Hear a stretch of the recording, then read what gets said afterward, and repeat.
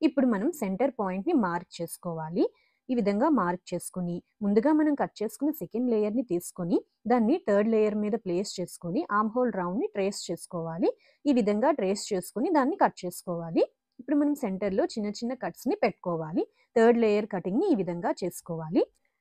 ఈ విధంగా 3 లేయర్స్ని కట్ చేసుకోవాలి. ఇది ఫస్ట్ లేయర్, ఇది సెకండ్ లేయర్, ఇది థర్డ్ లేయర్. మెయిన్ ఫ్యాబ్రిక్ మీద మనకి మార్కింగ్ అనేది సరిగా కనిపించదు. అందువల్ల నేను పేపర్ మీద కట్ చేసి చూపించాను. ఏ విధంగా అయితే మనం పేపర్‌ని కట్ చేసుకున్నామో సేమ్ అదే విధంగా మనం ఇప్పుడు మెయిన్ ఫ్యాబ్రిక్‌ని కట్ చేసుకోవాలి. ఇక్కడ నేను 2 హ్యాండ్స్ యొక్క 3 లేయర్స్‌ని కట్ చేసుకొని తీసుకున్నాను.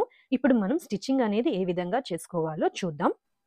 ముందుగా మనం స్లీవ్స్ యొక్క కింద అంచులకి పీకో చేసుకోవాలి. పీకో ఏ విధంగా చేసుకోవాలి అనే వీడియో నా ఛానల్‌లో అవైలబుల్‌గా ఉంది. ప్లీజ్ ఒకసారి చెక్ చేయండి. ఇక్కడ నేను 3 లేయర్స్ యొక్క కింద అంచులకి పీకో చేసుకున్నాను.